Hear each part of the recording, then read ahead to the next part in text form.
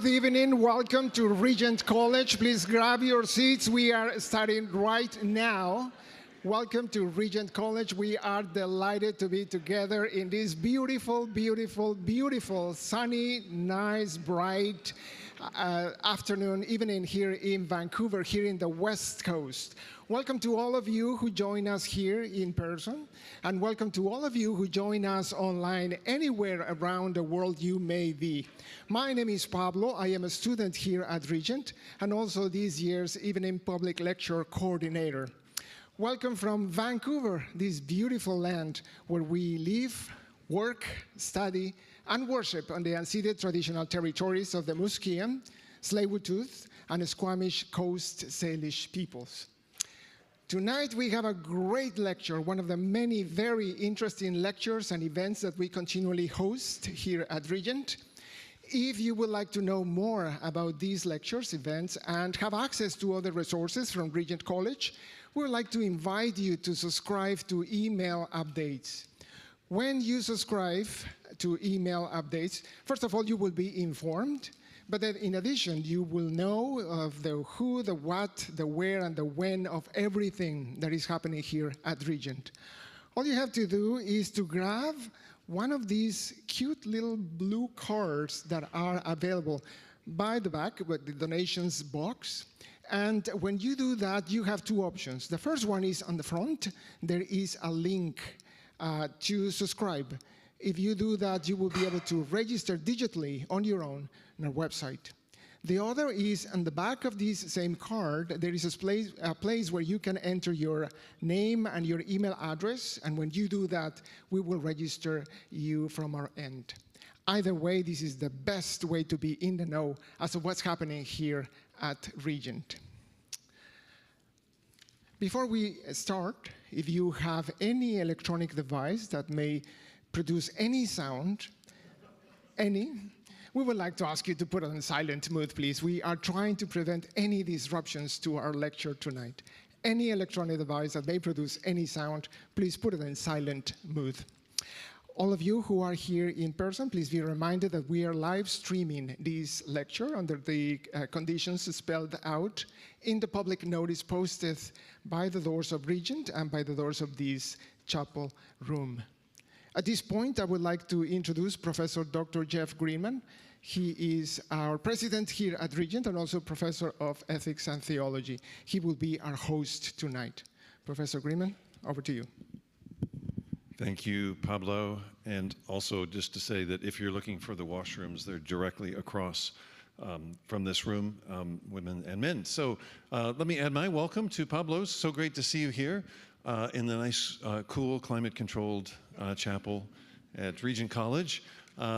It's my delight to be your host, and so my job is to tell you how we're going to proceed tonight and then introduce our speaker, and then we'll be away. So we will follow the usual format for evening public lectures at Regent. Many of you have been at these before. I can see many familiar faces out there, but if in case you haven't, what I'll do is hand over to the speaker for just about an hour or so, and then we'll have a time for questions and answers. We'll wrap up by 9 o'clock local time, after which the speaker will be out at the book table. I know a number of you are over in the bookstore already on your way in here. So you know where it is, I think. And every author loves to sign their books. So that's a hint. Think about Christmas presents. It's not too soon. I know it's July, but you know, think ahead. So that's our format for this evening. So when the time comes for questions, then there are two microphones at the top of the steps here that you can use. Please do, so that everyone can hear you and the live stream audience can also hear your question. So as you're listening to tonight, have some questions in mind. And those of you that are joining us on the live stream, you can email in your questions, and it's questions@regent-college.edu. We'd be glad to have questions from you that are online as well. I know Andy will be really looking forward to interacting with the questions, so he loves that. So it is my great pleasure then to introduce Andy Crouch, who is teaching in summer school this week. If you're taking his class, stick up your hand in the air and give it a little wave. Oh, yeah, let's give them a hand. Yes, good. They're having a really good time in class. So Andy is, I'm going to get this title right, Partner for Theology and Culture at Praxis, an organization that works as a creative engine for redemptive entrepreneurship. He is loving that job and finding it really fun. And when I was talking to him earlier this week about that, I was wishing all of you to have a really fun, really good job. Because he does have one that he really, really loves. He's the author of 4 books, and these books are all out at the book table.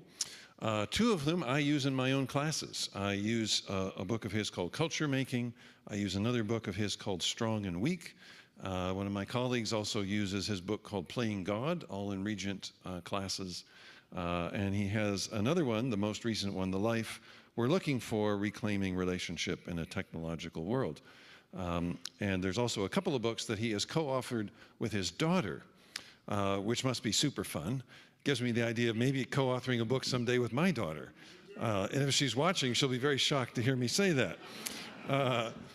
For a number of years, he was at Christianity Today and served as their executive editor. He's written not only these books, but in other venues as well, and has a great creative outlet through the ministry of Praxis. So it is always a delight to have Andy with us, and we're really glad that he is with us here again tonight. So the title for tonight's lecture, a very provocative kind of title, The Idolatry of Impact and the Quest for Deep Change. So join me in welcoming Andy Crouch.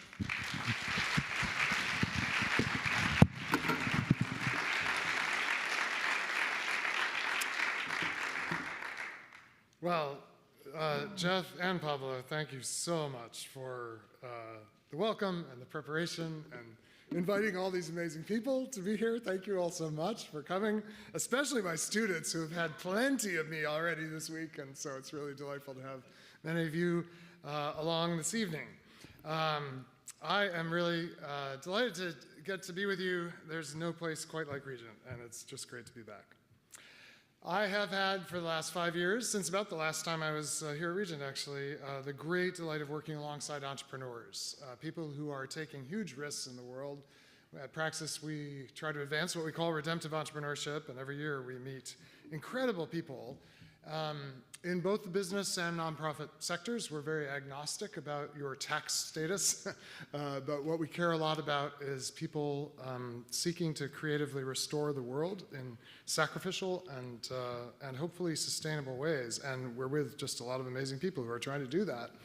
And there is one word that is more common in this world that I've joined of entrepreneurship. I didn't hear it quite as much before I joined as I do now, and it's everywhere, and it is the word impact, and I am here tonight to try to demolish it. I believe that every time in my world, and I tell you, there are chief impact officers, there's impact investors, there are impact assessments, and there's whole worlds built around the quest for impact, and I believe all of it is well-intentioned, and that we use this word to name something very good, which is essentially making a positive, meaningful difference. I think that's what we really intend by it. And I'm all for that, and the people I work with, I believe, very often, amazingly, with incredible stories I could tell you, are doing that. So I believe that we intend exactly the right thing, to make a meaningful, positive difference with our lives, with our work, with the things we build, with the way we make money and the way we deploy the resources we've been given. I just think that when we use this word impact, we are tending to disciple our minds through a metaphor that is exactly the wrong metaphor for the very thing we are trying to do. And to explain this, I felt that it was most helpful in a theological college like this to use our common and most comfortable language, which is the language of math.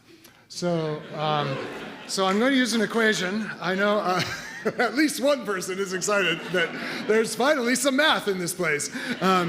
It's not complicated math. I am married to a physicist who does very complicated math. I have checked the math with her because this is, after all, about physics. Impact is a metaphor from physics. And I have checked this with Catherine and been told that it's not wrong. I believe that was how she put it. So that will have to do. So let us conceive of and mathematically render impact, I think not inaccurately, as force over time, I equals F over T. And I'll illustrate it with my hands by using something that a friend of mine, Curtis Chang, pointed out to me, which is that your hands can serve very well to illustrate the use of force and time, in that whenever I move any of my limbs, I'm using what physicists call force. And I can use force to bring my hands together. And as I'm doing this, there is actually force, a very small amount of force, and eventually my hands meet. And I just use force over a fairly long amount of time to bring my hands together. But of course, if I want to shorten the time and increase the force, instead of sort of this gentle meeting of my hands, I can clap. Suddenly we have a sound, we have a noise, it got a little bit of attention, and of course if I want to really increase the force and really decrease the time, I'll stand back from the mic, I can slap, and that hurts. And this is what we're talking about when we talk about impact. An impact is a very large amount of force, relatively speaking, relative to the masses of the objects involved, concentrated over a short enough amount of time, that most often you hear a sound, sometimes very dramatic sounds. The sounds from the impact that created I think it's called the Tunguska crater, was heard 1,000 miles away. And it creates noise, it creates attention, it creates a sense of presence, and it certainly creates change. It also sometimes creates pain, which is something I want us to think about a little more. How do you increase impact then? There's two ways. You can increase the force, or you can shorten the time. And this means that you need to amass as much force as you can if you want to make an impact in the world. I refuse to talk about impacting anything as a verb. I'm just not going there. But I'm happy to use it as the noun that it was meant to be. If you want to have an impact, if you want to make a difference in the world, and your metaphor is impact, you are going implicitly or explicitly to seek to increase the amount of force available to you and shrink the amount of time it requires for that force, you might say, to pay off. Where are you going to get that kind of power? What kind of force should you seek to marshal? I want to suggest, if you are serious about making an impact in the world is quite a large place, that there are actually really only 3 sources of force sufficient to make a truly dramatic difference, the kind that might be merited by this very dramatic metaphor of impact. And the first is the power of the state to coerce.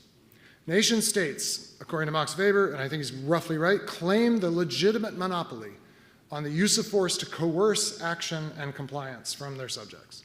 Only the state, under the rule of law as understood in kind of our modern world, can legitimately force you to act on the threat of literal force and indeed in many ways violence, the violence of the police and the violence in military. And the state is the only thing really that can make you do things you don't want to do, and all the other entities that make you do things you don't want to do so backed up by the implicit power of the state. And when you don't do them, they don't themselves train a gun on you, they call someone who is authorized to do that. I would suggest this is a way to make a difference in the world. Use the state to force people to do what you believe is good for them to do. Second way you can do it is use the power of money to compel creative action. Because the limit of coercive power is that it's actually very limited. There's very few things you can get people to do at the point of a gun. But if you can offer them money, it is amazing what people will do. It's amazing what people will dream up and invent if you offer them the incentive, a sufficient financial incentive. So in many ways, the power of money is greater than the power of the state, though in certain situations the state trumps any amount of money. But the power of money opens up creative possibility in the world. And all of you are hoping, like Jeff said, that you get a really fun job. And what's part of the job? You get paid. I'm happy to say I do get paid to do what I do. And it unlocks my creativity in a way that is real. Well, so this is another way to make a difference in the world. And then I think there's a third way.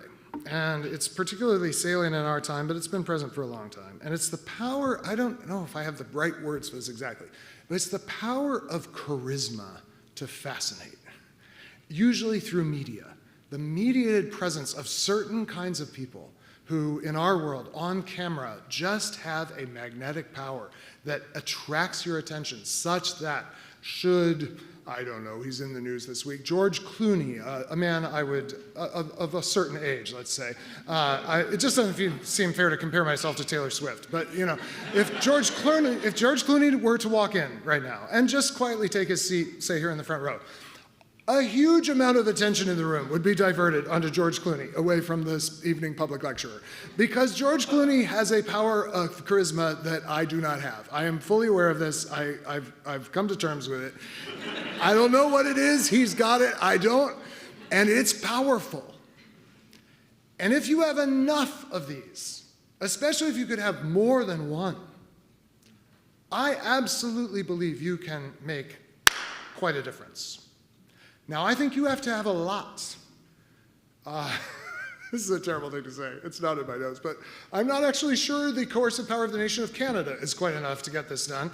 But if you were to make an alliance, say, with a superpower, then I think you'd be cooking with gas, right?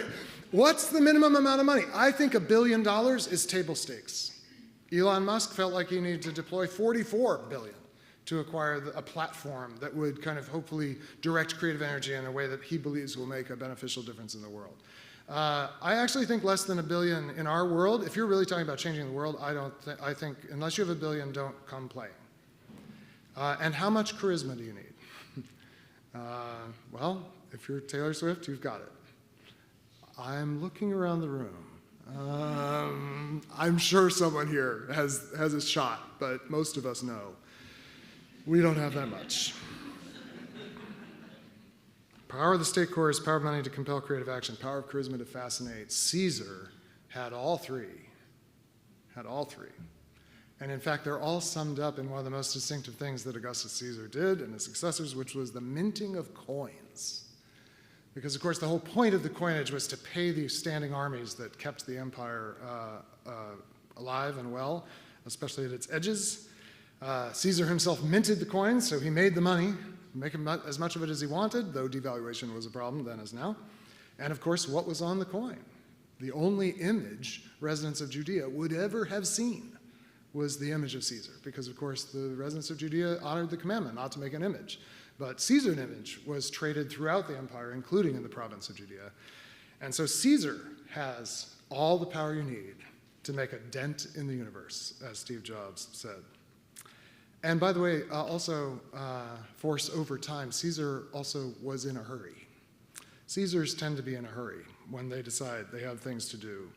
I owe that point and my awareness of that point to Alan Kreider's amazing book, The Patient Ferment of the Early Church, that is so much in the background of this talk.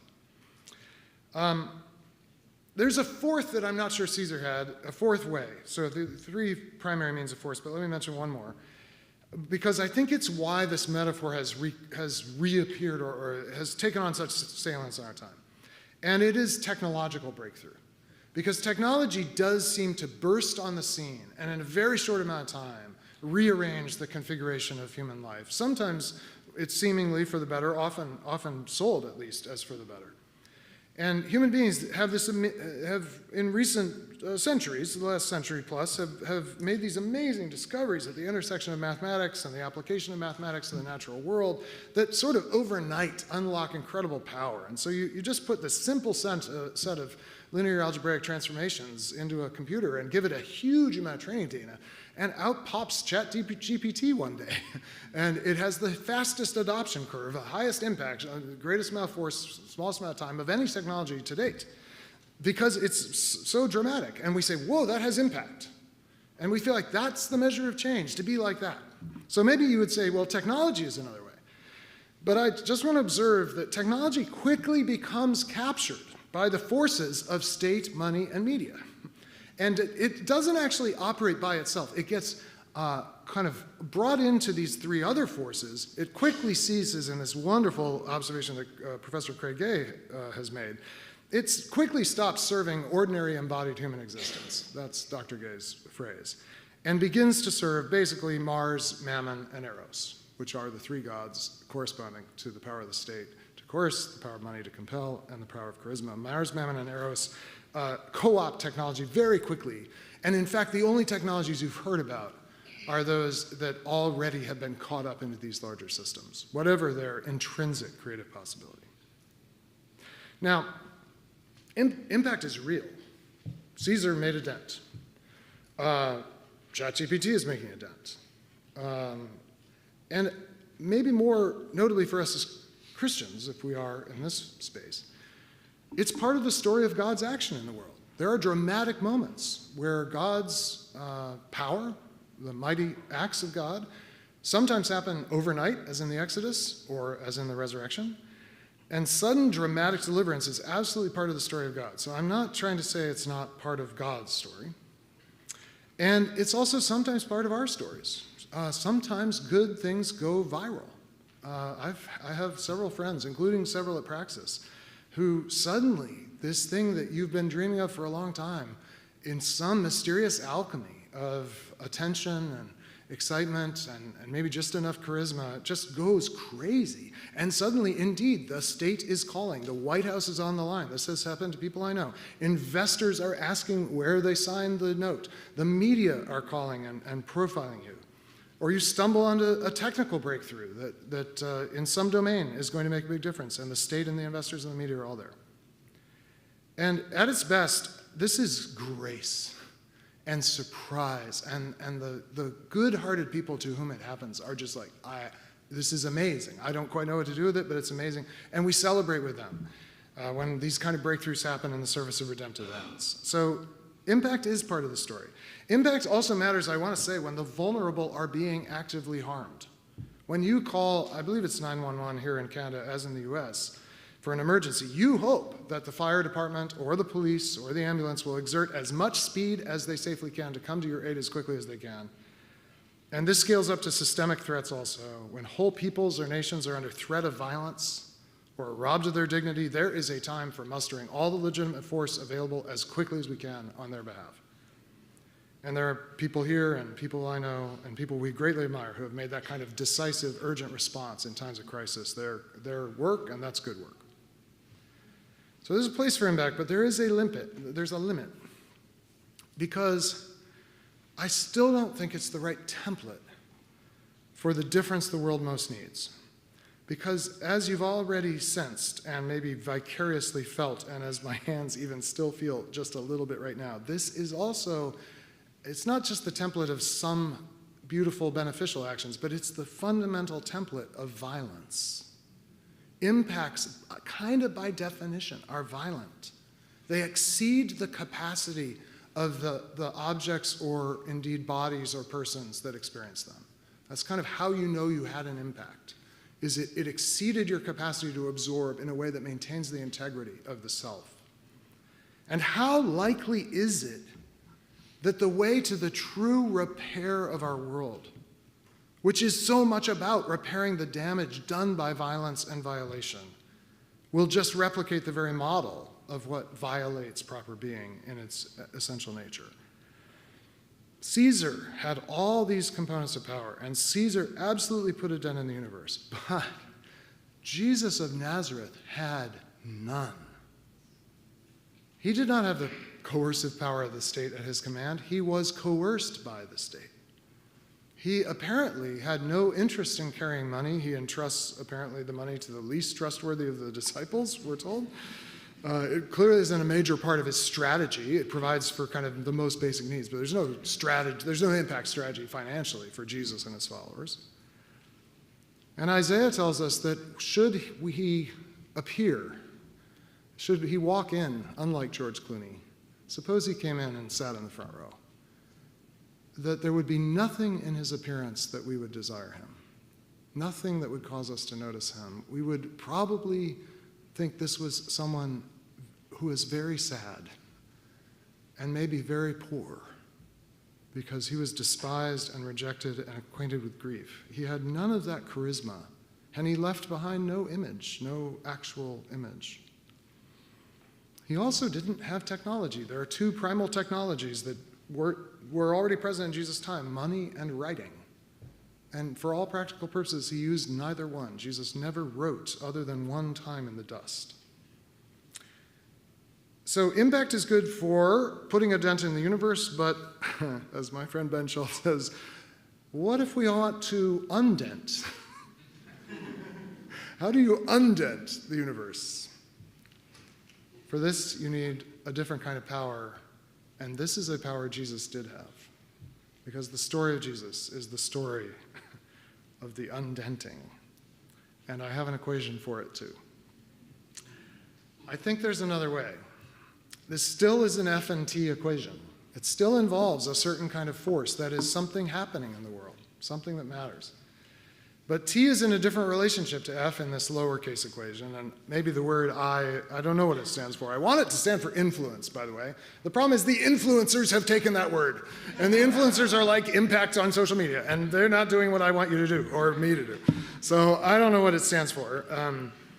But there's this other way, and if you have ever perhaps visited with a financial counselor, and you're trying to figure out how on your limited resources you'll make it through your life, that your financial counselor is very likely tried to impress on you the power of compound interest. And the advisor will say, even if you just put aside 10% of your income this year and each year, if you just watch, and suppose you manage to get 7.2%, I'm picking that not randomly, those of you who are CFAs in the room know why, or CPAs, that actually in 10 years at 7.2%, that money will double. And then, of course, 10 years later, that's doubled again. So now you're at 4x your original. And then if you have another 10 years, you're at 8x. And this is, of course, what we call an exponential curve. And the input here, or the exponent here, I guess I should say, is time. The more time you have, the more change you see. And in fact, if you have sufficient time, it actually doesn't matter very much how much F you have at the beginning.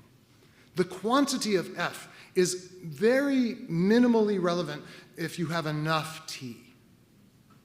As T increases, the initial size of F becomes less and less material, and even a very small amount of F can grow to a massive amount of meaningful difference if you have time. You don't actually need, it turns out, to do what Ezekiel thought he saw.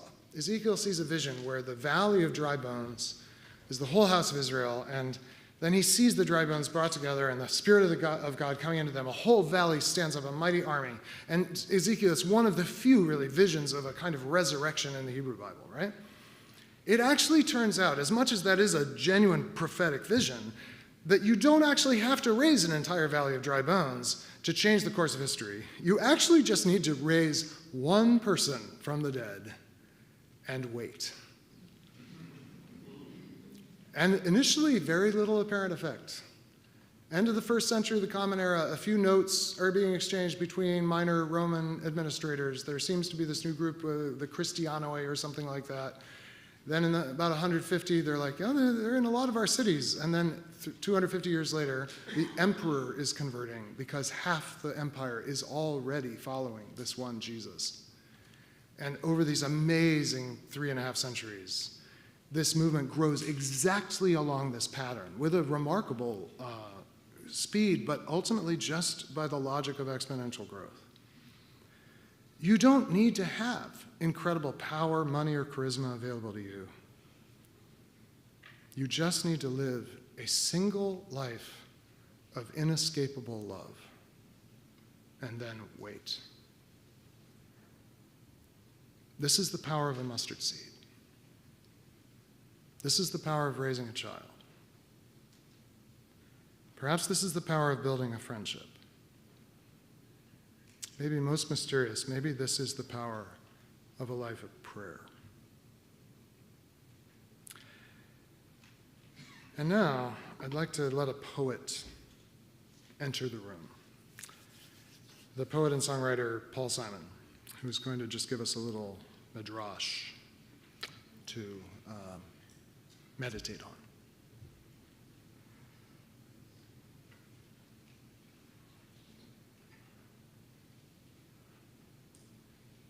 If you happen to know or start to sense how this chorus goes, it's kind of a chorus that can use a chorus, you're my chorus. So feel free to kind of sing along when we get to these words and that part of the song.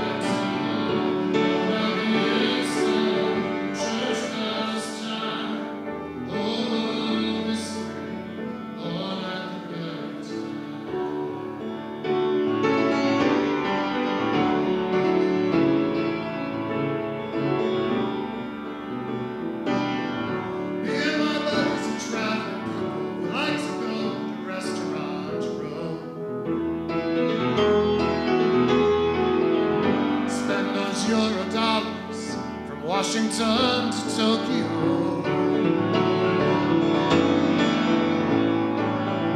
I see them in the airport lounges upon their mother's breast. They follow me with open eyes, their uninvited guest. Never been lonely, never been lied to, never a discovering fear, nothing denied to. But at the instant, church bells chime, whole world whispering, born at the right time.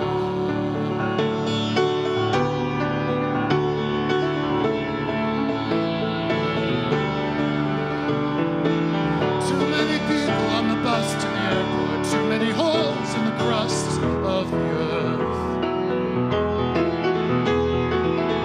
This planet grows each time it registers another birth.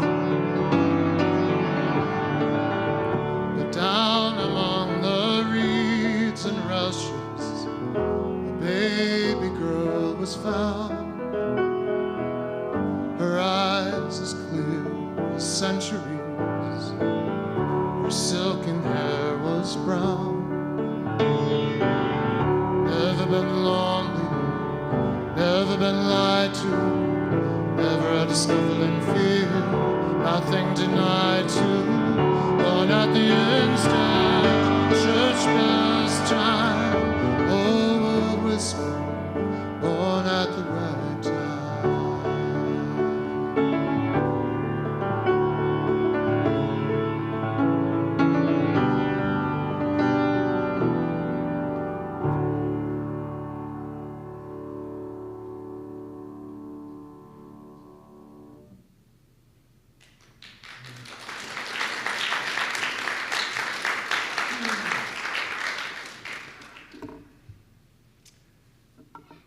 So, thank you for singing. Just that little bit of singing. I know you were like, oh, we're not sure how to sing this, but it was just exactly right. So good. So, what should we be aiming at? What is the necessary quantity of T? Since it really doesn't matter how much F you have. What's the necessary quantity of T, the quantity of time? And I want to give you an acronym that you'll have heard before, not in this setting, which is 3G. 3 generations. I think we need to think about 3 generations as the minimum T, the minimum for cultural change. I really don't think you've changed anything until it's passed on to a 3rd generation. I'm the 3rd generation of the telephone. My grandparents installed one for the first time in their barn and then in their house, their farmhouse. And so my father was the 2nd generation. He would not remember a time before the telephone in the house. But he knew parents who had lived in a world before the telephone. And if you have that kind of direct relationship, you're still in the incipient stage of change. But for me, it's the way the world is. There are telephones. And for my children, of course, they have no idea. They've never heard a dial tone or a busy signal or any of that. There's probably a song in there, too. Never heard a dial tone. The 3rd generation is the one for whom the cultural change is fully embedded in the world as it is, the world that's taken for granted, the world that they then make something of. And this is why, in many ways, it's the measure of what sociologists call institutionalization. Institutionalization being the process in which a change becomes embedded in patterns of life.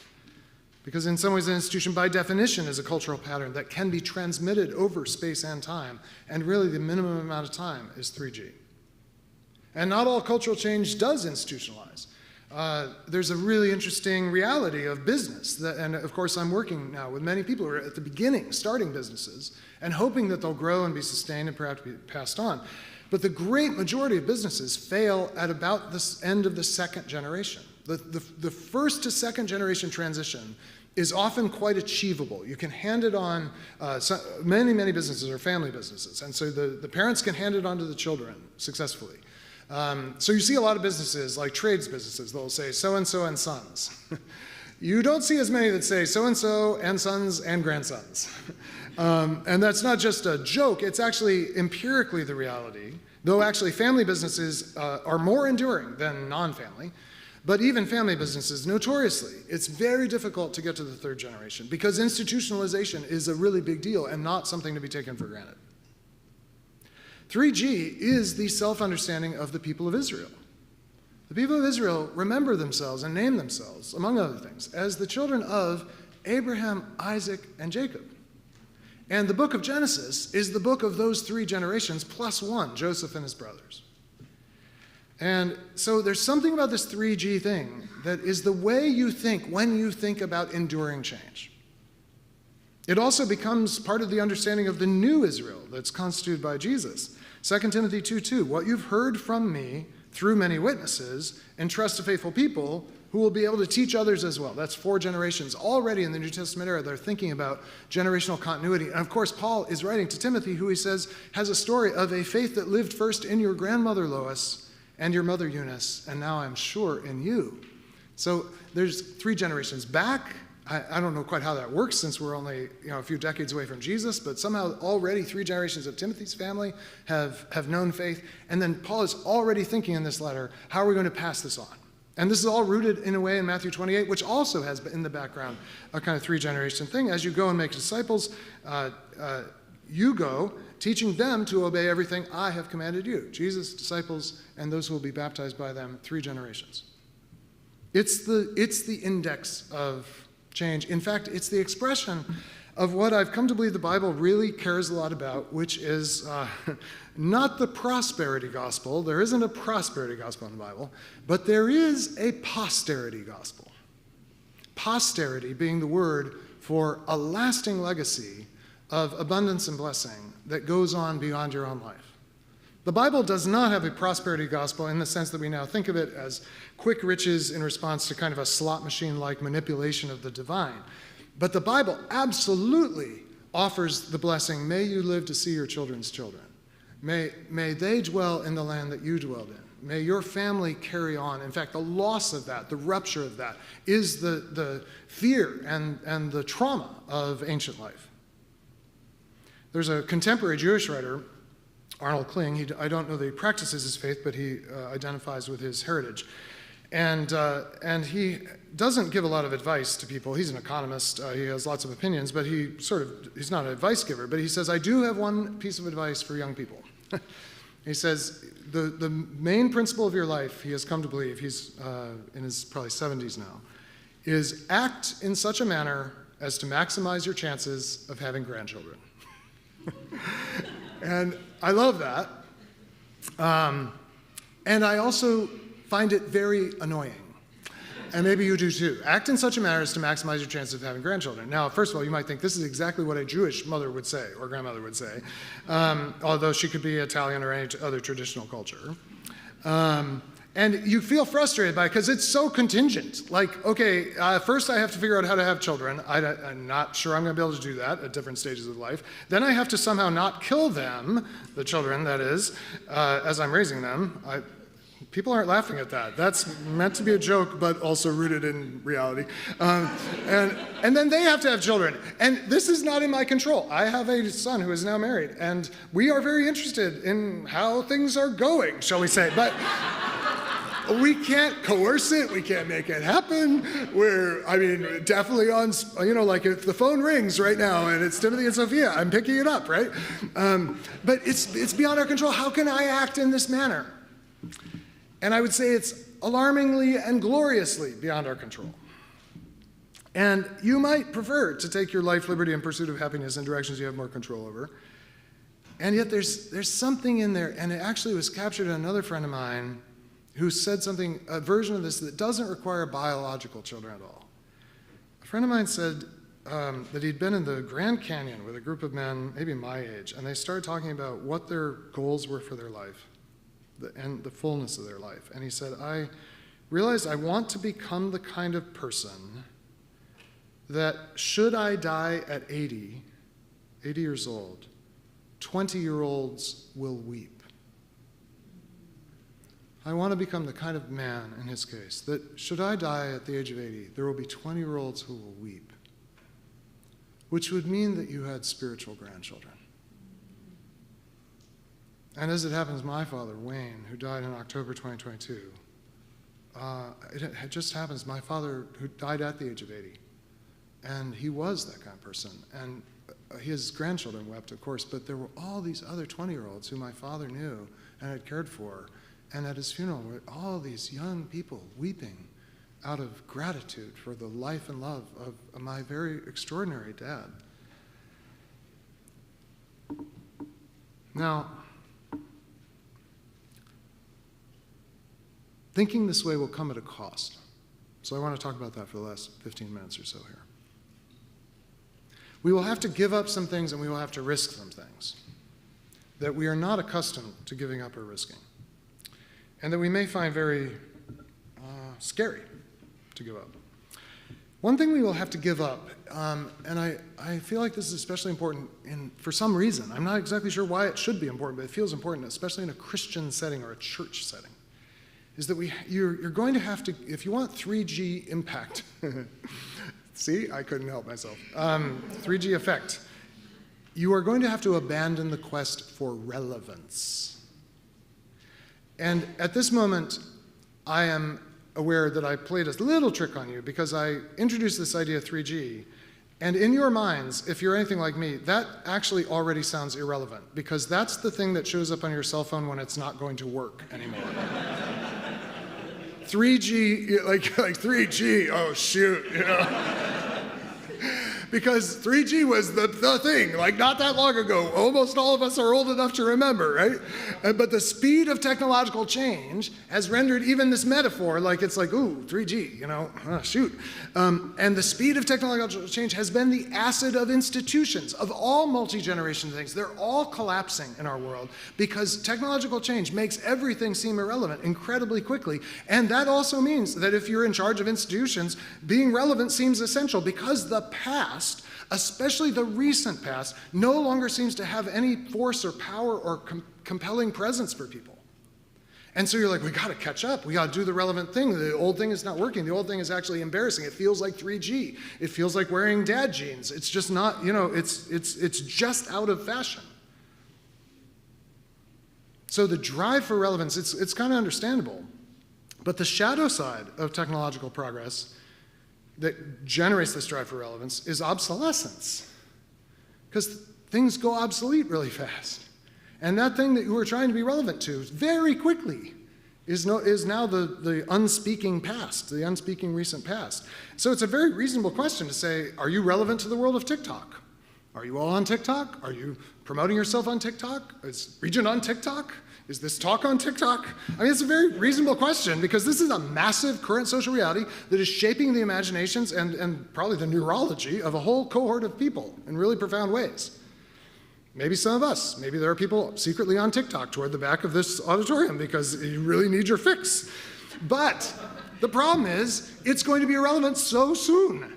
Like, there's almost nothing I can be as sure of as that TikTok will be irrelevant to the TikTok generation's children. Like, I'd put more money on that than any other prediction. Because just like Facebook, which was so relevant to their parents, is irrelevant to them, TikTok will be irrelevant to their children. It's like a half G thing at best. And given the heroic effort necessary to be relevant at any moment, and the incredibly short half-life of that moment, maybe we should not make heroic efforts to be relevant. Now, there's going to be some window of technological reality that you are effortlessly able to access and operate within. And for some people in that room, TikTok is a very natural place to be. And I think you should absolutely, if you're good at it, you should do it. But for me, or for institutions that are not that, to try to sort of contort myself or contort ourselves to be relevant is just foolish in multiple dimensions. You gotta abandon that. Our effort and attention should go elsewhere. It should, this way, three-generation thinking is an invitation to wager, because it is a risk, on what will not change, to massively weight the effort of our lives toward being able to address and contribute to those aspects of being human which are still going to be true 3 generations from now. I met, years ago now, I was at a church planting conference, a lovely event, in Denver, Colorado, and I was on a bus to the event and met these 2 young church planters. This was quite a while ago. They had extremely complicated hair. They were younger than me. I was younger then, but they were even younger. And I said, oh, what are you doing here, and what are you up to? And they said, oh, well, we're planting a church in such and such a city for people like us. By this, they did not mean them and me. Us did not mean them and me. People like us meant like them. And I thought, that is very short-sighted. Like, I mean, I'm sure it's a noble goal, but first of all, it's not going to be hard for them to plant a church for people like us because you really couldn't imagine them attracting anyone who wasn't like them, right? So anyone who came to this church was going to be like them already. It didn't need to be like an explicit aim of the church. Like, somehow I will manage to, connect with people who are exactly like me and listen to all the same music and have the same hair. But what I thought is, what if you were like trying to build a church for your children's children? You'd be making a whole bunch of different choices. And honestly, just doing the numbers, I know the chances that church, with those very idealistic and sincere young men seeking to lead it, the chance that it still exists, or indeed that they're still even in meaningful, fruitful leadership, like, it's below 50%, I'm sure. And then you get the seeker-sensitive churches that are like, we need a really good family ministry, which is like building for 1 generation later. But who's building a church for the grandchildren, not just biological, but spiritual, that we don't even know?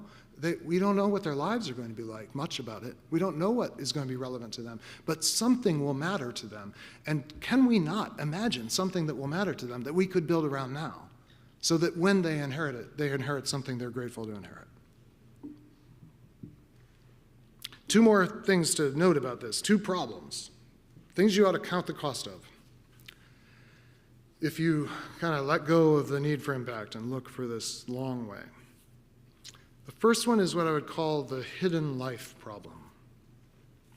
What if we invest our whole lives in what we believe to be good, and at the end of our life we've seen none of it yet? And of course, I use this phrase, or maybe not of course, but in fact, I use this phrase because of Terrence Malick's remarkable film called A Hidden Life, which of course draws on the last line of the novel Middlemarch, about Franz Jägerstätter, a lonely dissenter to Hitler's Germany in a small town. And Malick beautifully, tragically tells his beautiful, tragic story. And it's not a spoiler to say that there's no victory, no obvious victory at the end of Franz Jägerstätter's story. What if our life remains completely hidden while others go on to dramatic impact? How will we handle it? And this is not just something that applies to the obscure, because even for a relatively public person, and I'm a semi-public person, when I think about what matters for whether I join a 3G kind of three-generation story, it actually has little to do with my public stuff anyway. It's all about the stuff that is hidden for me too. So it really doesn't matter what level of notoriety you may have now, because all the things that you know will matter for 3 generations. You're not going to know for sure how it's going to plan out. And all of us then are faced with this question: does hesed matter? This Hebrew word that means covenant faithfulness, loyalty, long loving kindness in the same direction. And we've got all kinds of reason to wonder, does hesed work? Because even God's hesed seems to have little effect in the short run. At least that's true in my life, since God's remained amazingly faithful to me. And the fruit of God's hesed so far in my life in terms of my own growth and character and Christ-likeness is surely way short of what it might have been. And yet God continues to be faithful. So are we willing to have a hidden life? And then the other problem is like the flip side of that, and it's what if it succeeds? What if your faithfulness is successful, even spectacularly successful? Because there are actually risks there too on a multi-generational horizon. Risks that are hard to perceive and anticipate when you're in the midst of the success. There's a story that we tell a lot at Praxis, and that many evangelicals in particular tell, of a group of people who were called by others, but ultimately I think came to call themselves the Clapham sect. William Wilberforce and Hannah More and many of their other companions. This incredibly beautifully tight-knit group of friends who at the turn of the 19th century had a vision of reformation and reform in England, and had the power to some extent to see it come to pass, not without a lot of long obedience. Wilberforce, of course, introducing the act to abolish the slave trade 30-some times before it was passed. But amazing story. I mean, amazing story. And their biographer, Stephen Tompkins, says the ethos of Clapham became the spirit of the age. The Victorian age, in many ways, embodied the things that Clapham had sought to bring about, the revolution or reformation they'd sought to bring about in English society. And there's such an amazing model of Christian faithfulness and Christian effectiveness at the level of a nation, and in some ways beyond the nation, in the abolition of the slave trade. But there's a troubling sequel to the Clapham sect. And it's not so much their kids, but it is their kids' kids. And the story is told in this remarkable article by Gertrude Himmelfarb that you can read, called From Clapham to Bloomsbury. Bloomsbury being the neighborhood of London that became the site of a bohemian movement that sought to carve out a new way of living at the beginning of the 20th century, with some of England's brightest lights: John Maynard Keynes, the Woolfs, Virginia Woolf, now the most famous of the two. And these were, to a great extent, literally the grandchildren of the Clapham sect. But what the Bloomsbury set, as they called themselves, did was dismantle everything their parents had stood for. John Maynard Keynes wrote this about their life as a community, you might say. He says, "We repudiated entirely customary morals, conventions, and traditional wisdom. We were, that is to say, in the strict sense of the term, immoralists. We recognized no moral obligation on us, no inner sanction to conform or to obey. Before heaven, we claimed to be our own judge in our own case." And Bloomsbury became the vanguard of sexual experimentation. The triangles that kind of sort of worked their way through the community were legendary. Of the repudiation, as John Maynard Keynes said, of all traditional faiths, most of them not of any kind of personal belief, and incredibly influential in the past century and our time even now. And Himmelfarb comments on this. She's trying to make sense of how could you go in from Wilberforce and Hannah More to their grandchildren repudiating all of it. And she says Nietzsche saw the precariousness of that late Victorian morality.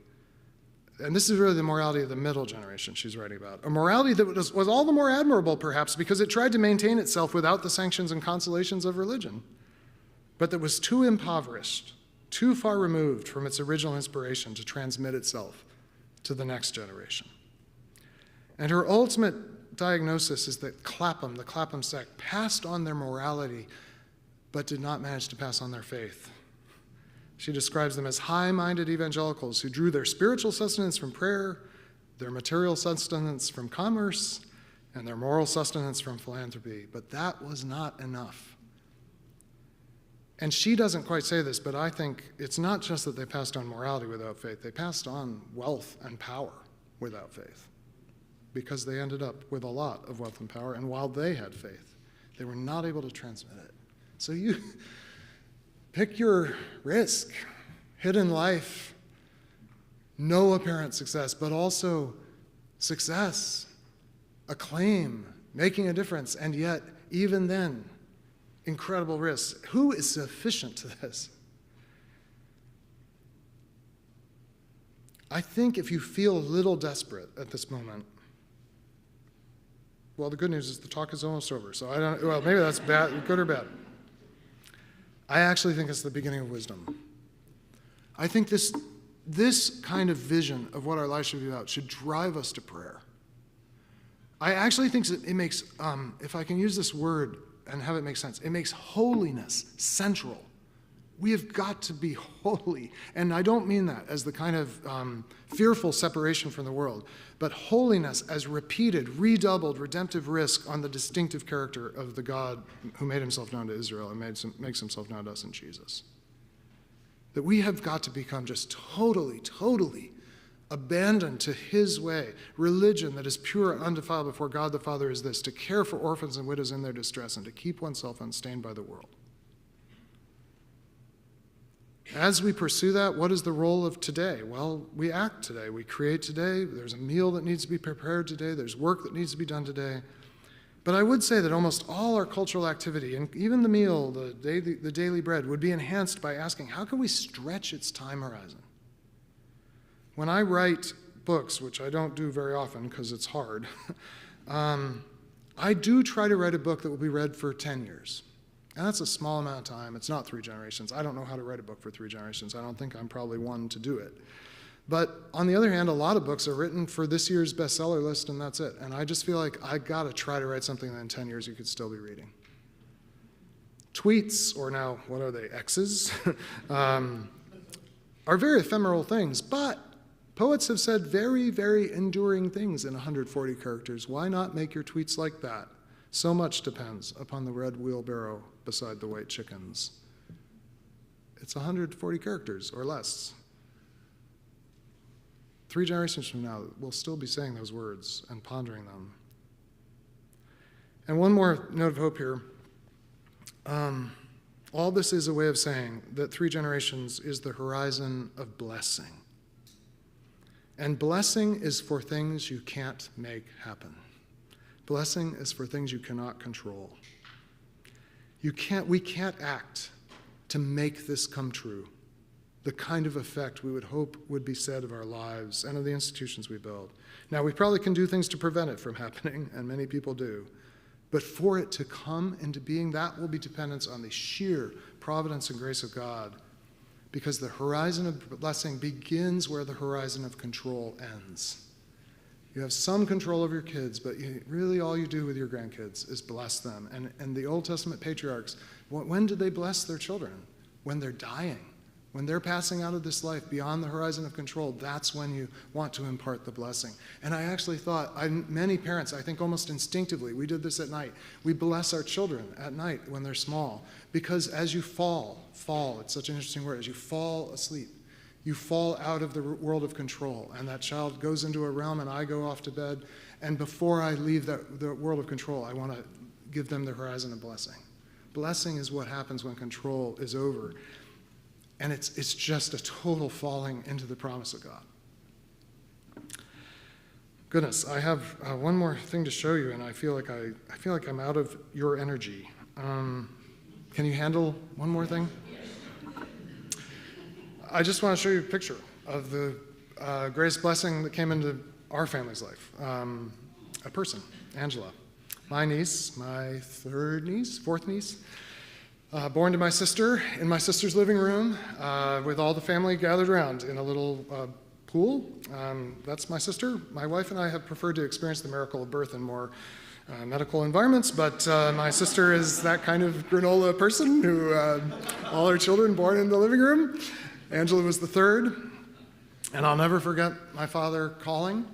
We were on a little family trip, and the phone rang in our hotel room, and I picked it up. I'll never forget my father's voice, and he could hardly speak. And he said, "There's something wrong with the baby."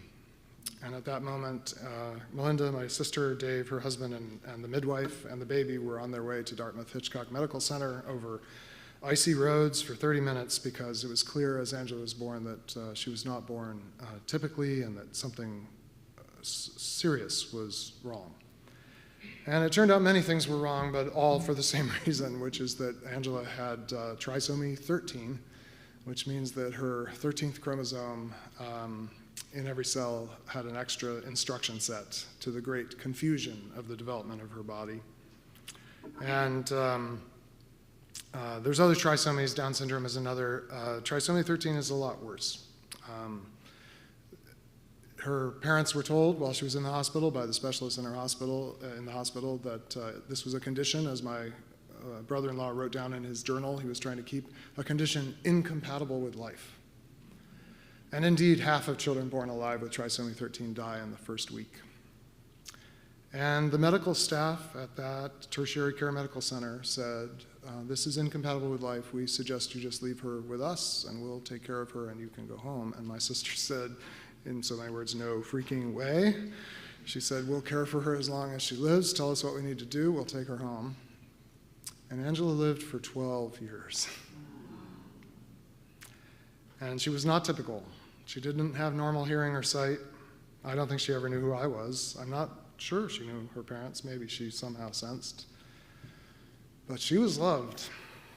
And she was a presence in our family that changed everything. There's a whole story I could tell. But, and was cared for by these two incredibly brave people, my sister and brother-in-law. And I wouldn't ever want to romanticize how hard it is. But the only way you do it is not just as a couple, but with the whole community around you. And Angela's life was not constituted to have impact. But wow, has it changed the course of a lot of stories. I think that's the last picture I have. She died at 12. And at her funeral were 7 grades of students from the primary school. The whole grade for 7 grades came because when Angela was 5, she entered kindergarten in the rural school that they were part of. But it didn't really make sense for her to go on to first grade. So she just stayed in kindergarten. So each class of kindergartners had her as a classmate and a friend. And they all came to love her. So there was this huge group of children at this funeral. And this whole community that had surrounded this family to make it possible for them to care for her and experience the blessing, the incredible blessing of her life. What is happening today? Not necessarily impact, perhaps a great deal of affliction, but that affliction is connected to an eternal weight of glory that it's producing. And the way that I act today and suffer today will respond and shape how I respond to persons tomorrow, how open I am to the Holy Spirit 10 years from now, the redemption that I'm able to see and the suffering I'm able to bear, because my life will have unimaginable redemption and unimaginable sorrows. Today, if you hear him, do not harden your hearts. Now's the acceptable time, the time when your life begins to bend in the direction of lasting fruitfulness, blessing that you may bestow but will never see. So just one last reflection on the poem, the song. Born at the right time, Moses, before he discovers oppression, before he learns he's in Egypt, that's where we begin.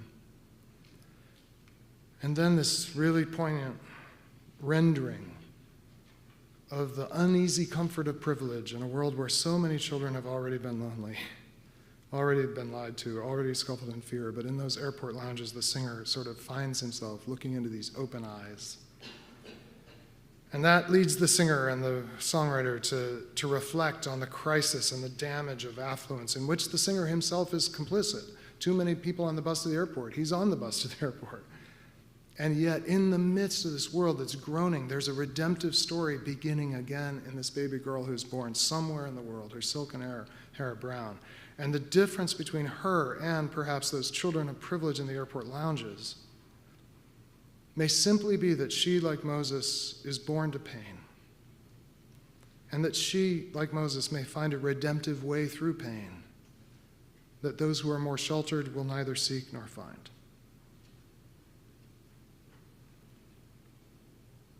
It would be very prideful to assume that the one born at the right time is us.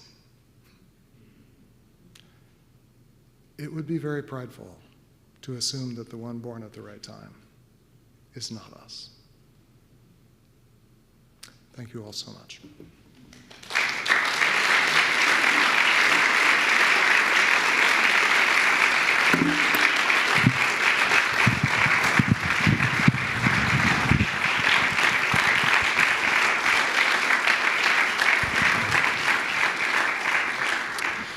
Thank you all. Just because we've been sitting for a while, I'm going to suggest we spend 60 seconds standing up and moving our limbs. I want to see limbs moving. Yep, Andy's setting a good example here. There you go. Move your limbs, get blood circulating. Hug your neighbor. Some of that's been going on. That's good. Excellent idea. We're all embodied creatures after all. I don't see any more waving of arms, therefore you can sit down. That's good. If you have questions, doesn't this raise a lot of good questions? Thank you, Andy, for such a great talk. Gives us all a lot to think about, and a lot of questions I think could be forthcoming. So if you have a question, go to the top of the stairs. If you have a question from the online, those of you joining us on the live stream, questions@regent-college.edu. Send something in. Who got there first? The gentleman over. But I'm generous. You're generous, and I'm sure, as Andy was saying, humble too. So we'll start at the top of the stairs on this side, and then we'll go to that side. Okay, your question, sir. Thank you, Andy, for wonderful, wonderful presentation. Lecture. It made a lot of sense. At the same time, I then immediately try to reflect on how I apply all that to my own vocation. So I am an orchestra conductor. My training has been to use the minimum amount of time to create the greatest impact. If someone needs 3 rehearsals and I can do it in 1 rehearsal, I'm a better conductor. If someone needs 60 minutes and I can fix an orchestra in 20 minutes, I'm world class. Now, with that, because I've been brought up with years of this training, and in fact, I will also say my success comes from this skill, that I can do things in much shorter time than some of my friends. So how can I apply your wisdom into my career? So good. Oh my goodness. Well, there's great value in being able to, to get to the point, to get to the heart of the matter. I mean, Jesus is this way. Jesus doesn't fool around. People come to him with questions, and he immediately has, and of course, the Gospel of Mark is famous for how often it says immediately. And, even in how he interacts with people, if in a sense Jesus is trying to intervene in each life and situation he encounters, like he finds incredibly compact ways of doing that happen very quickly. So I don't think there's any problem with cultivating that ability, the ability to get to the heart of the matter, which I would take to be the essence. I would actually guess that you can't do even those very compact interventions and be in a hurry. Like, I think you would need to learn how not to be hurried, because that creates anxiety. And so, in a way, there is a kind of patience even while you're working quickly. And you see it in great urgent care environments, like a great emergency room. There's swift action, but there's not anxious, effortful hurry. And then I think the other thing is, I do think you have to embed those daily interventions with the ensembles you're working with in a much longer imagination of what they're about and what their mission is. And that is also the work, especially as you kind of increase in a sense in seniority, is kind of what it means to take on leadership is you're less and less working with technical problems that lend themselves to efficient solutions. And you're continuing to do the technical work very well, but you're thinking about a much longer story. And I mean, in the case of, I don't know what all kinds of ensembles you conduct, but in fact, these institutions that have kept alive, say, the classical music tradition, are in incredible need of three-generation thinking right now. And if all we have is technicians who indeed are extraordinarily adept at making the orchestra sound great, but we haven't thought about like the broader question of who that orchestra is becoming and how they're even presenting themselves to their audience, the institution will cease to exist in a few decades. So like there's real need for both the effective, no time wasted intervention, but in the service of cultivating a greater vision. So that doesn't exactly solve your problem, but it's how I would think about the challenge. No, actually, that's a great answer. Thank you, Andy. Yeah, glad to share it. Good, Thank you thanks. so much for that. Thanks very much. The question up here. Yes. The lecture was entitled The Idolatry of Impact. Yeah. Now, at least from what I heard, you spoke a lot about impact. And basically, all I heard about sort of idolatry was sort of the idolatry of the immediate. Yeah.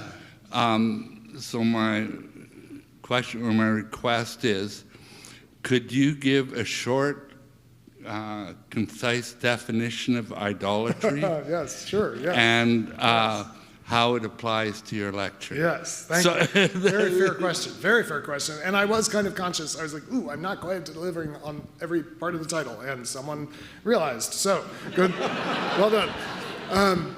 Yeah, so idols are things that are often good, because the world that God created is good, that we put ultimate trust in as a replacement for trusting in God. And so the idolatry here, what are the good things? They are legitimate power, legitimate force. Someone has to wield force, I believe. I realize that's not a unanimous view in the Christian tradition, but in some sense, someone has to be willing to step in to coerce in cases of evil, certainly. That's my view. So it's not a bad thing.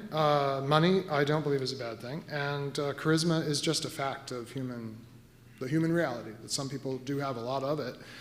It's when we trust in them to produce what actually only God can produce that we are making an idol. And that is what I think impact is kind of inviting us to trust in having enough force and deploying it quickly enough, rather than trusting in the ways of God, which really don't usually follow that pattern, and when they do in very unexpected ways. So I hope that helps at least a little bit. Is speed our main idol of today? Yeah, that's interesting. The short T is as much the idol as anything to do with the F. Yeah. Seeking to compress the time and see the results quickly. I think I say at the end of the most recent book, I learned a while ago that an olive tree takes 8 years to bear its first olive, which is like the opposite of impact. Like I can't wait 8 years, to see whatever fruit I want for my life. On the other hand, there are olive trees in Israel and Palestine and around the Mediterranean that have been bearing fruit for 2,000 years, which is also the opposite of impact. And the idol is the belief that if we can just speed things up, that the effect will, the beneficial effect will increase. And I think that is actually the way to violence, to violating the proper speed at which change happens beneficially. The problem is, it's not that hard to change the world. It's just hard to change it well. Exactly. I got lots of ideas about how to change the world. 21 men, 4 planes, 1 morning can change the world. Oh, you want to change it for the better. Ooh, that's a lot harder. And that's where I think speed is an idol. That is a false god, a god substitute. Thanks. My apologies. I tried to push you to say a big topic in a few words, no and need to that's apologize. impossible. I mean, welcome to my life. That's awesome. No. I love it. I love You it. got to be used to that, I'm right? here, So, I'm here for yeah. that. Yeah. Well, let's go to the top of the stairs up here. Great. Thank you for the talk. I'm very sympathetic with the case. I wonder if you could say a bit more about Jesus' financial savvy. I feel we teach marketplace theology here, and so you made a brief reference to him right. entrusting Judas with the money. And Right. I just wonder if you could say a little more also about his parable of the talents, for example, and you work with entrepreneurs, so just a little on this incredible story where he indicates, a very strong return in a very short time, it would seem. So maybe speak a little to some of his other teaching on that. Right. Gosh, so much to say about that. You're totally right. So Jesus uses financial metaphors, and Jesus, I think, intends that his followers will use money. It's just striking that Jesus himself doesn't. And same with writing. I don't think Jesus is like, oh, you shouldn't have written that New Testament. Bad idea. No, I'm sure he envisioned, just as he learned, memorized, and benefited from the Hebrew Scriptures, I know that he inspired and intended the Christian Scriptures. Same with money, and the first Christians are using money to bless the poor, to provide for the common needs, and to provide for just their daily life and ministry. The one thing I will say is Jesus, I don't know. The talents is interesting. So the three, gosh, you're putting me on the spot. 10, 5, and 1. I feel like are there 4 or 3 servants entrusted with talents? 3. And 2 of them go do good things, and the other hides it away. I mean, one of them hides it, and 2 of them double the investment, I think. 2 of them produce a return. It doesn't say how quickly. The master goes away for an indeterminate time. And our view at Praxis, we talk a lot about MOI instead of IRR. So MOI stands for multiples on investment. IRR stands for internal rate of return. Internal rate of return is a time-bound function. We are not sure we see any evidence in Scripture that God cares about IRR. We see a lot of evidence that God cares about multiples on investment. But the hurry of money, and modern money is in a hurry. At the moment you're handed an investment, the clock is ticking to return it. And funds, the VC funds that fund a lot of entrepreneurship, have often 10-year windows that they've got to get a return back. We think that's a very dubious way to structure the allocation of capital, that in fact the allocation of capital should be based on MOI. But the other thing I would say is, I just don't think there's anywhere where we get the idea that if you just had enough money, that would do the trick. And that's really what I'm aiming at here. Money is a store of value, a medium of exchange, a unit of account, and it's incredibly valuable to help coordinate the creation of value by human beings. But the belief that if we could gather up enough of it and then deploy it, and that would be the agent of change, that's what I'm probably willing to say is not a deeply biblically informed vision of how you use money. You just use it to facilitate the awareness of the value you're creating. But the creation of the value is not about amassing enough capital to move the needle. So you don't have to be Maya Son or whatever and have $100 billion to put on the table, because the actual redemptive interventions start incredibly small and don't require huge capital infusions, would be my view. Thank you so much for that great question. Great. Let's go up to the top of the stairs over here. Thank you very much for the math. I'm a computer scientist. Oh, you were the one. You were excited. Yes. I'm a Well, computer there's others scientist. too, I'm sure. Yes, exactly. I'm a Thanks, computer Michael. scientist who originally graduated from Regent, and the rest of my degree had a disappointing lack of math, so thank you for bringing it. We're glad to remedy that in a small way. My current life path is looking like it's not going to include grandchildren, because at this point it's looking like it's not going to include children. Yeah. And responding to your thinking of how to be oriented towards spiritual grandchildren, I already have some things in my head thinking about that. Yeah, wonderful.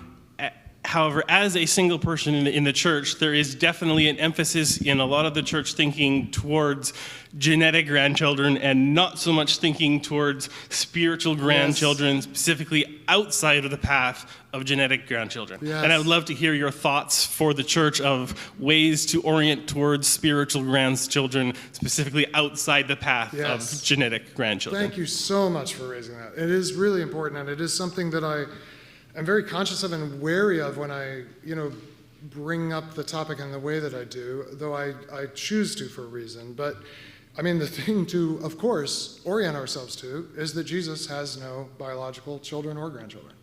And yet, Psalm 22 says, he shall see his offspring. It's the promise on the other side of the dereliction at the heart of Psalm 22 is he shall see his offspring and prolong his days. And we are all the younger brothers and sisters, really, of Jesus and part of his family and in a sense, the great-great-grandchildren of the apostles. And so how do we do that? How do we actualize that? We have got to create more interdependent relationships between people in our Christian communities and really in the networks of our lives. So in my last book, I write about a way of thinking that thinks about the household rather than the family as the primary unit of the formation of persons. And I'm borrowing the idea from the Greco-Roman world where you would have often a married couple and biological children, but they formed this larger thing that was called the household, the oikos in Greek.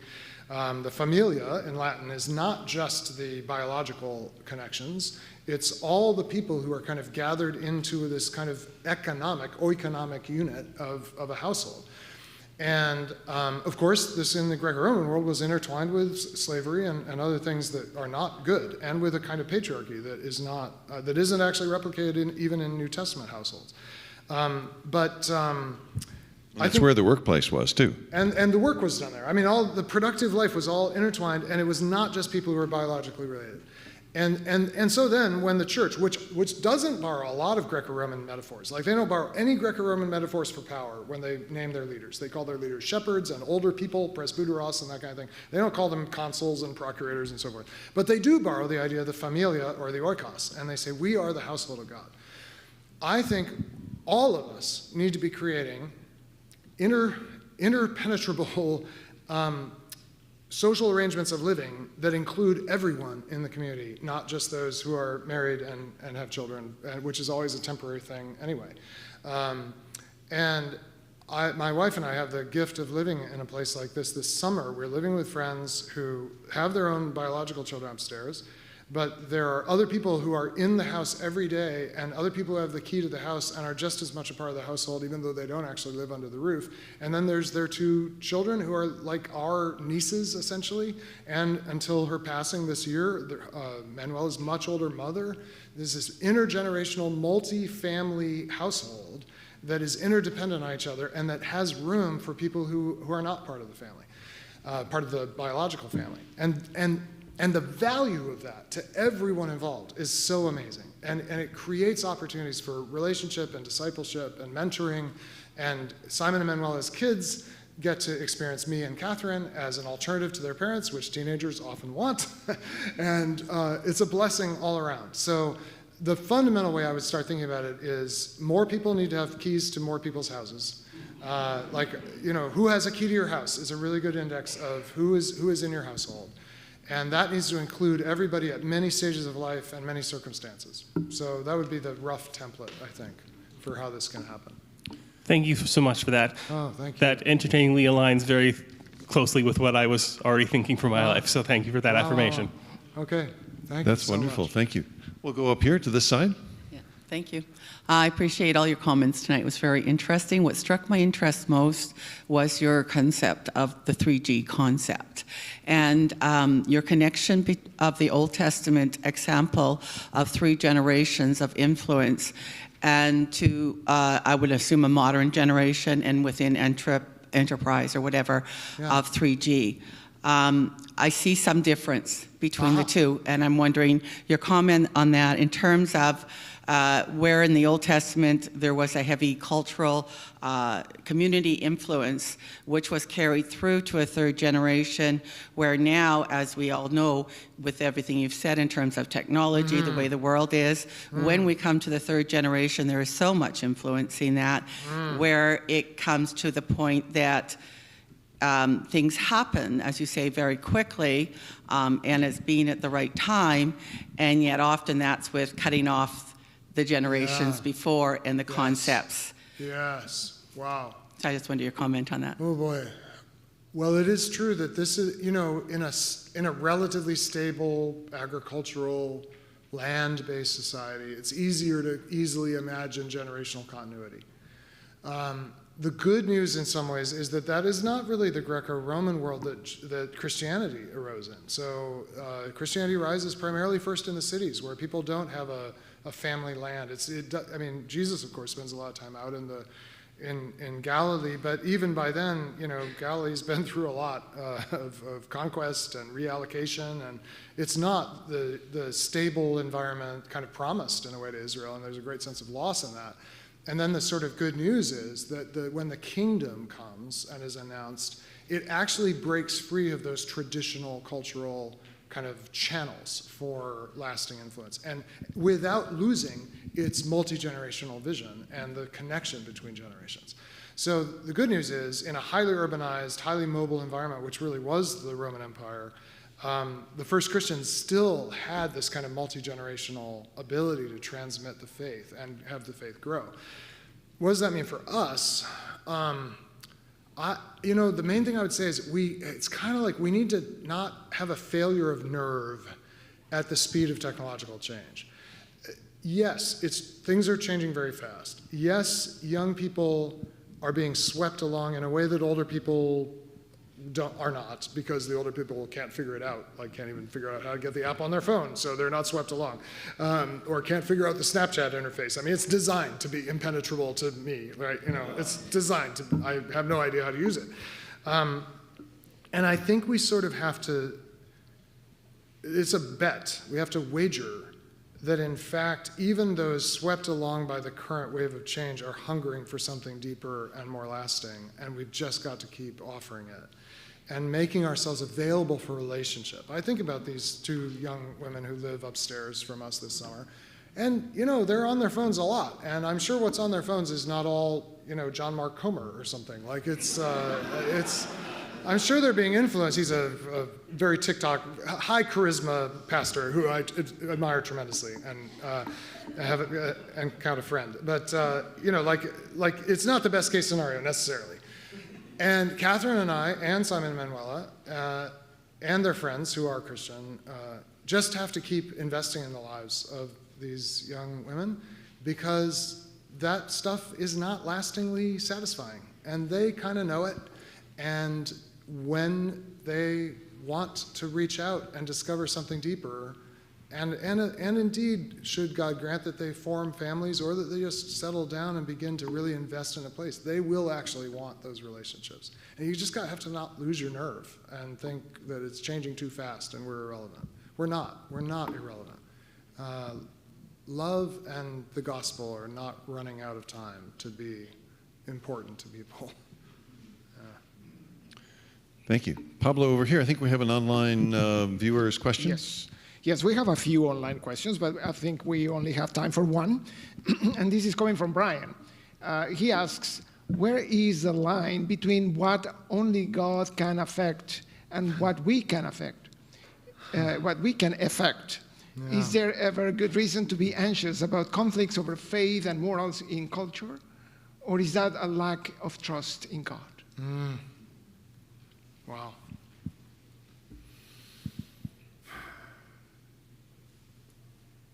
Well, the easiest part to answer is, it can be a little facile also to answer, which is there's never reason to be anxious, because anxiety is not the posture of those who are held by God.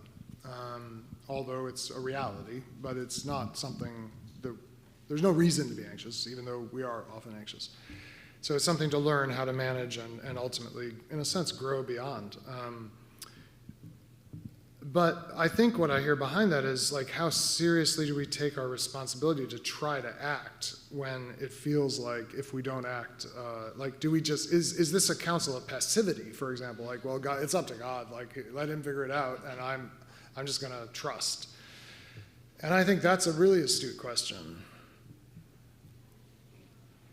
And it's like one of the deepest mysteries. I mean, because I don't know the effect that I can have. Probably more than I realize. There's a saying from one of the desert saints, acquire the Holy Spirit, you'll save 1,000 around you. Like, acquire the Holy Spirit, become aflame with the love of God. You really probably can't overestimate the change that could happen in the world. But as a backup plan, if I don't acquire the Holy Spirit in that way, which it doesn't seem like I'm quite on track to do most days, like how much do I aim to accomplish? I think I aim to accomplish what is given to me to do today. What is it that I'm given to do? And that's a very deep question of discernment, and the answer is not always to shrink back from it. Sometimes the answer is quite a lot is asked of you today and is available to you to do today. And at Praxis, we talk about, we recruit and select into our community based on two things that people have to be very high in. And one is humility, and the other is ambition. And you have to have high ambition and high humility for us to feel like we can be helpful to you. And we don't see those as on two ends of a scale. We see them as axes. And we have people who are that. So what is it to be high humility? It's to know that the ultimate fruit comes from God, and that you're utterly dependent on God, and that you have to die to self in order to live in Christ.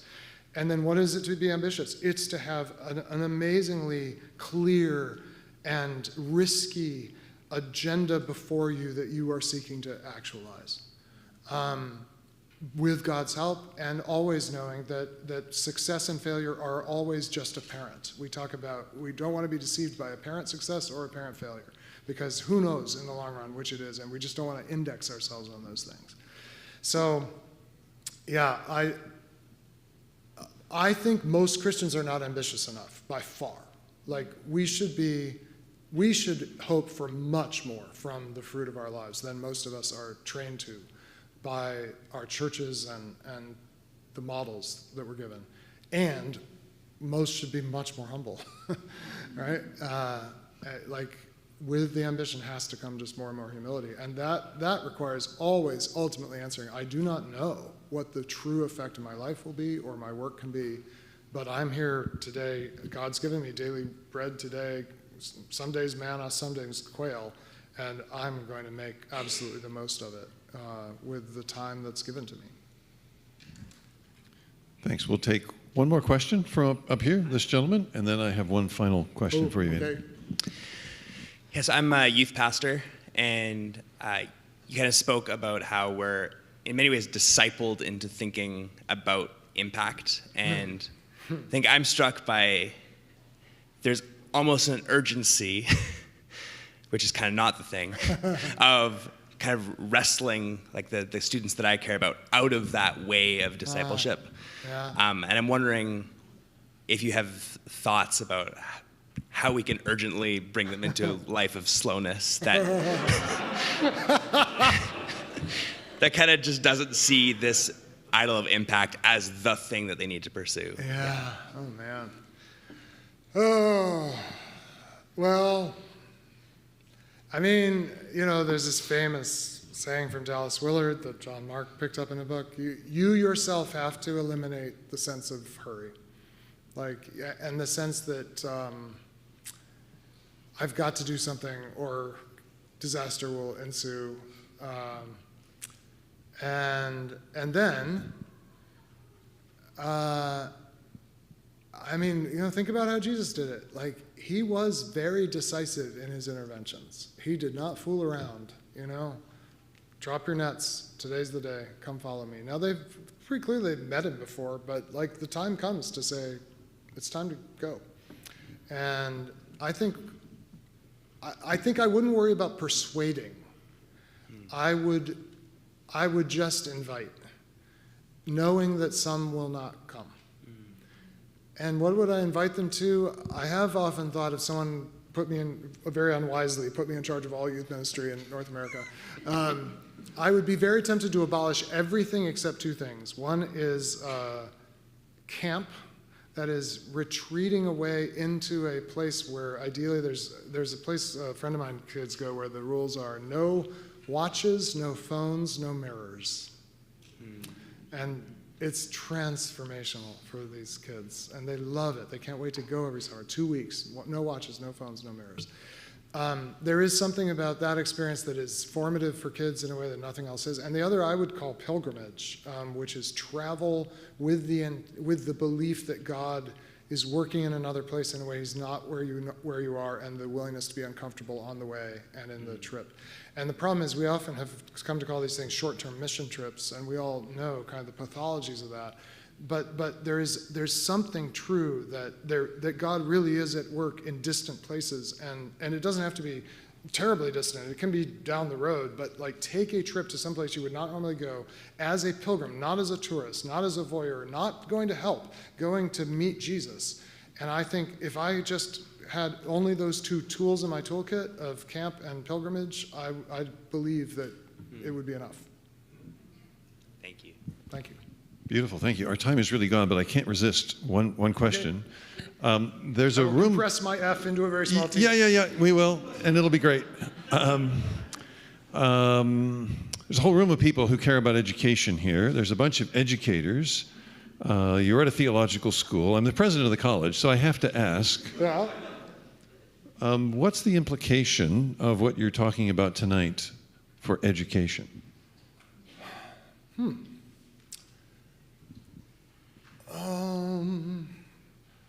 Probably the main thing I'd say is a little related to what I said earlier. Don't have a failure of nerve. Don't think you have to speed it up. I mean, there's all kinds of questions about how you make this viable, sustainable in multiple senses. But the transforming work of the forming of minds and hearts, well, mind, heart, soul, and strength, can't be hurried, doesn't need to be hurried, benefits from patience, and therefore the creativity is to solve the economic reality that it's very hard for people to afford it. But we should be solving that rather than solving the time. And I'm not saying it has to take 3 years necessarily, say for the classic, what has been the classic Master of Divinity in theological education. I don't know that that's a magic amount of time. But I don't think it can be infinitely compressed. And I think the temptation is to try to compress. And not just to compress in time, but actually to harness media and other forms of power and not trust that the encounter between teacher and student, which takes time, that the Spirit, not just teacher and student dyadically, but teacher with class, really, with the community gathered around, that is formative. And I just would say resist the relevance trap, because I don't think it's the way out for these institutions. And also like muster all the creativity you can to try to figure out how to solve some of the economic realities of it.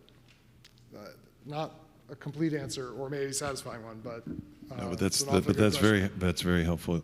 You've given us so much to think about. Thank you. So let's express our gratitude to Andy. Thank you all so much.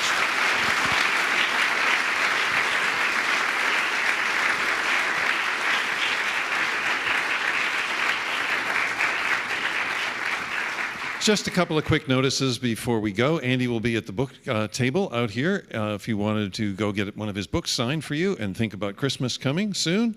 Thank you for being here, joining us on the live stream or joining us in person. Thank you very much. Thanks for your questions.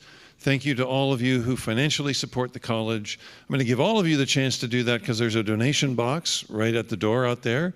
And think of what you'd pay for a movie ticket. Has this been better than the last movie that you saw? Much better. So you might want to just put something in the box or make an online donation in order to support the college and make lectures and evenings like this possible. I'm really grateful that you're here. We look forward to seeing you next time for another evening lecture. Good evening and God bless. See you next time.